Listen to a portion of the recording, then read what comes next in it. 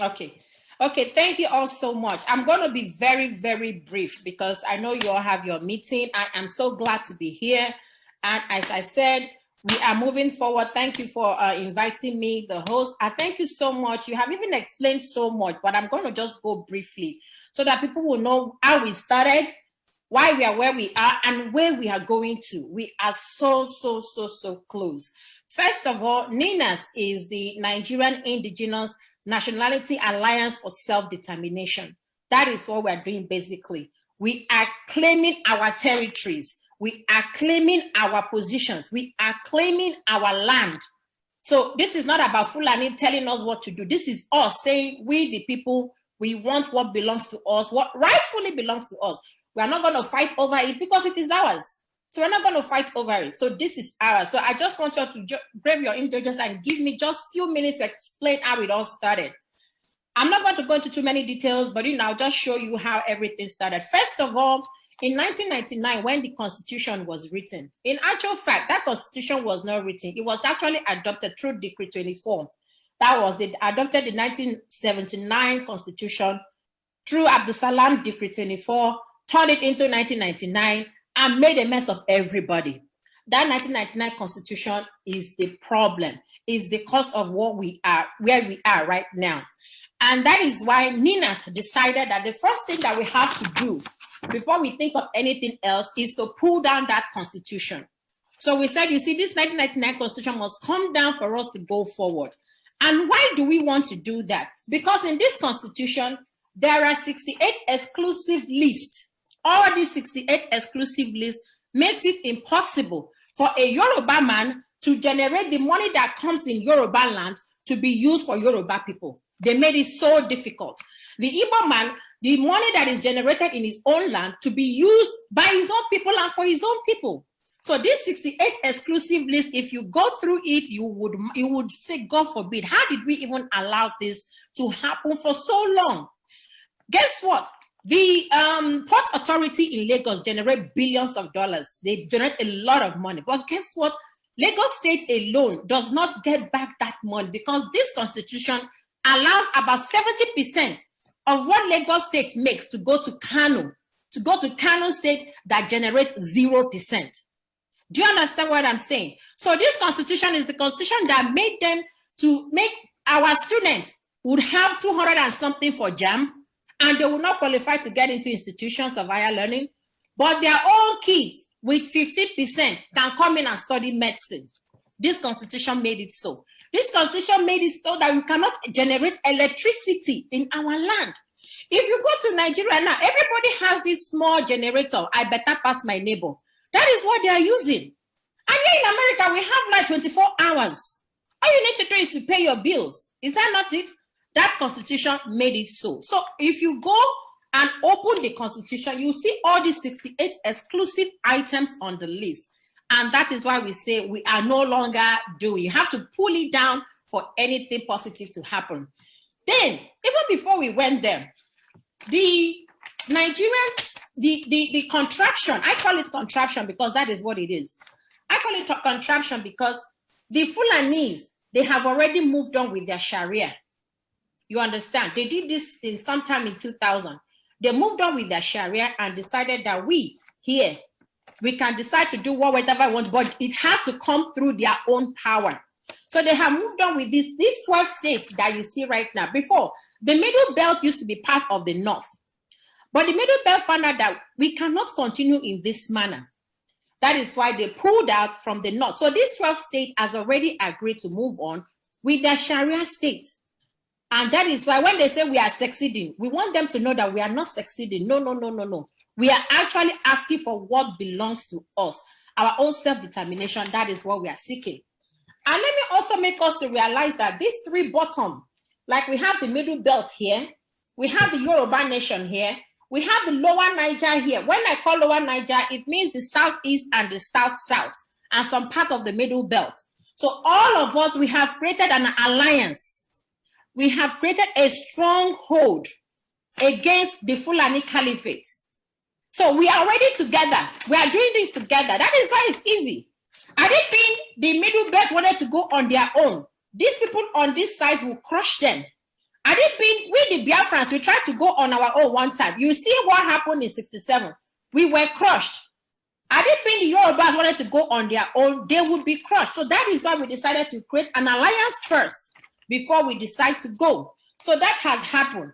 Then in 2007, the template that the Ninas is using is this UNDRIP, United Nations Declaration of the Rights of the Indigenous Peoples. Because people are asking the question, hey, how do you think this thing would work? How do you think this thing would work? Fulani will not agree. They were just making so much noise. And we're telling them that there is a template. There is a template, and you won't believe it. One of the people that helped to see this template go through was Professor Wale Soyinka. It was one of those that allowed this template to go through in 2007. He helped us to get this thing to go through.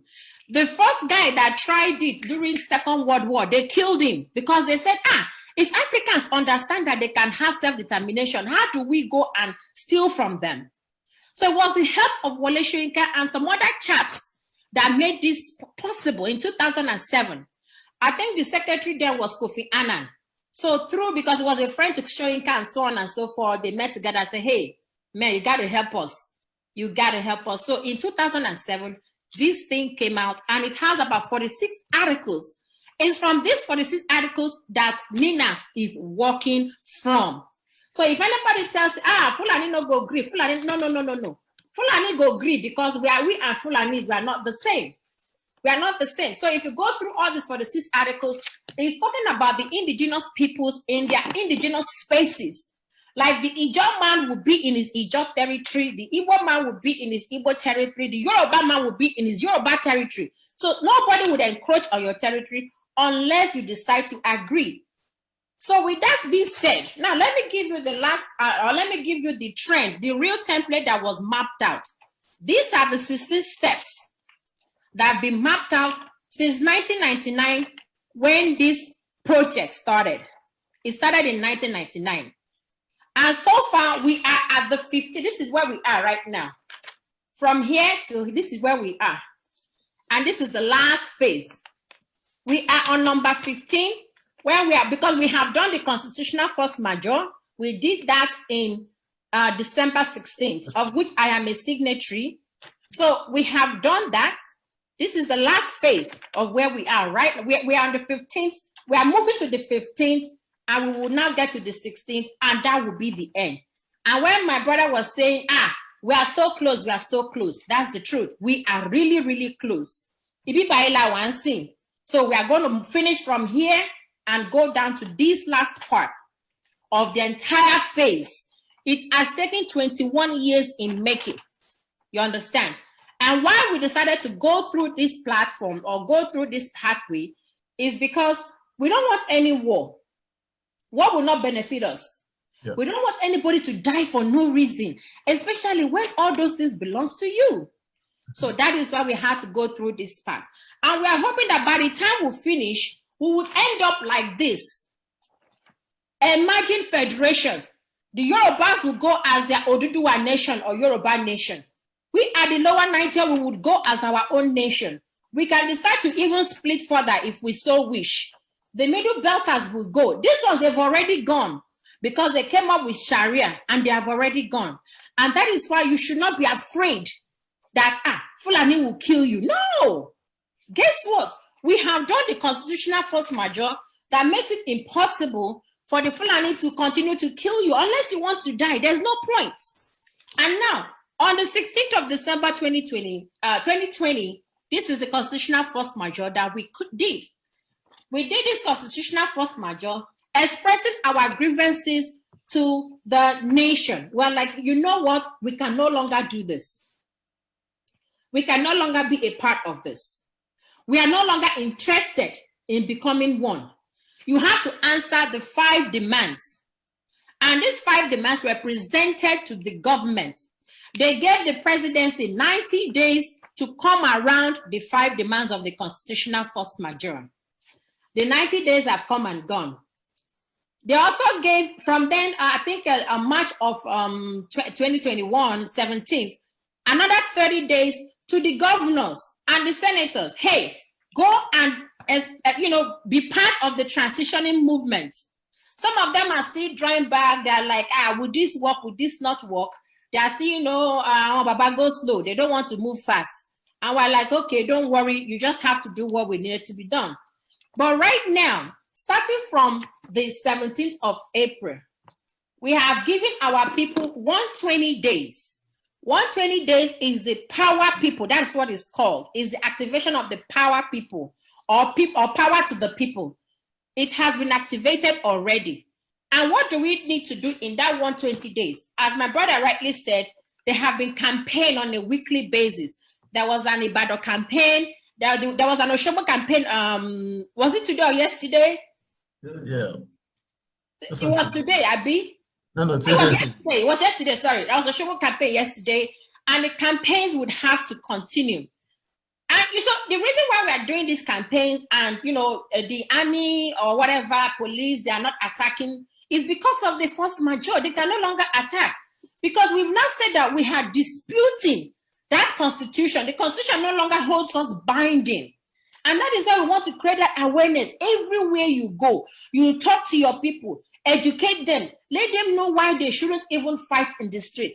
Let them know why they should all come together, because everybody has to come together to agree on what we are doing. So the campaign is very, very effective. I watched it yesterday. I saw Sunday Igboho. I saw Quick. I saw a lot of people out there. I saw it. They came out, and it has to be continuous until the end of that 120 days. And what are we looking at that 120 days? We have already told the owners of the land, this is you and I, my own land, your own land, that, hey, once that 120 days comes up, you have every right to do whatever you want to do. And we have told the government. They are pretending as if they are not listening. And they're pretending that what we are doing is online. It's not online, no. There is so much work underground. There are not so many things I can tell you now, but there's so much work underground. The United States is involved. Even the UK has answered. The EU has answered. They say, no. They cannot deal with this because they know that we are legitimate in what we are talking about.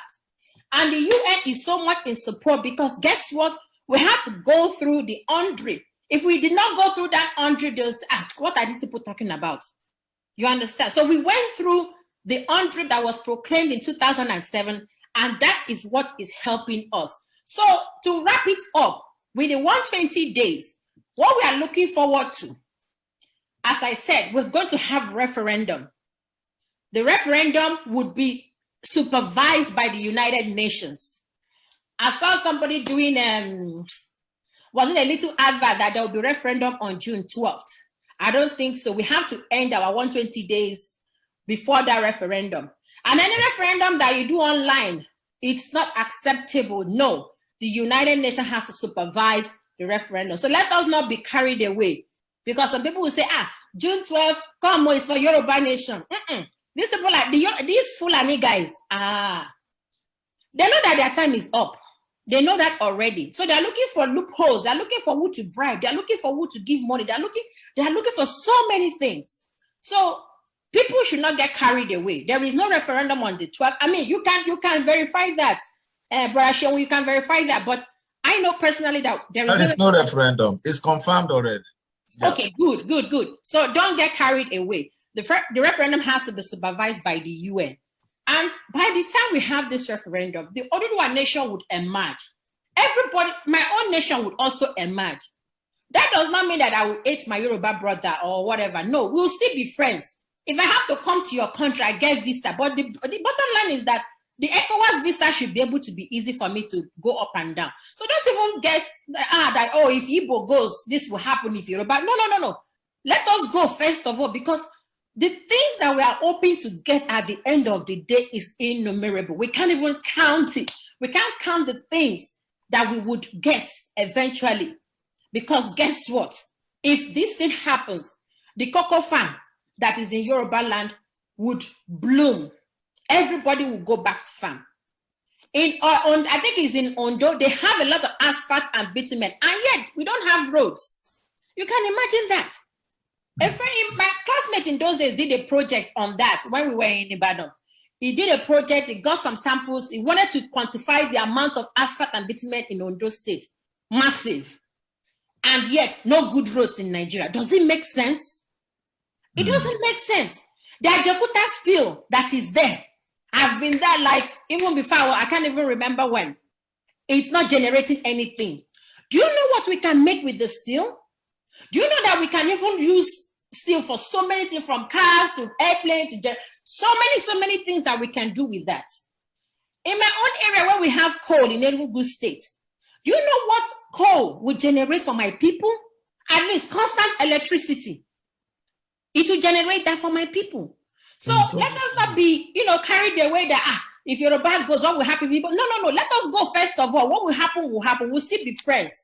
And we'll be able to manage our resources by ourselves. Neighbor, friend, and us. We will be able to manage our resources for ourselves, for our children, even for our unborn generation. And guess what? By the time things get settled, a lot of us would leave United States of America and go back home. Thank you so much. So thank you so much for giving me this time. If you have any questions, let me know. Thank you so much. I know there's no better way to collaborate. And when you invite doctor, and doctor, there are doctors, emeritus, there are emeritus doctors. So we really appreciate you. Thank you so much for coming, Dr. Anosike. God bless you. God bless you. I know by the time we get to our bus stop, which is our own good place of very soon. Very soon. It is so soon. It's so soon. I can't even. I wish I could give it a date that is next week. It is that close. Honestly, it is that close. Thank you so much. We have really enjoyed you, and we say God bless you. Thank you, my brother. Thank you, all of you. We always engage you more and more. Sure. We know that we call you any day, anytime again, you're going to answer us. Definitely. Thank you so much. All right. Thank you all. God bless you all. Yeah. Okay, bye-bye. Bye. Thank you. Back to you.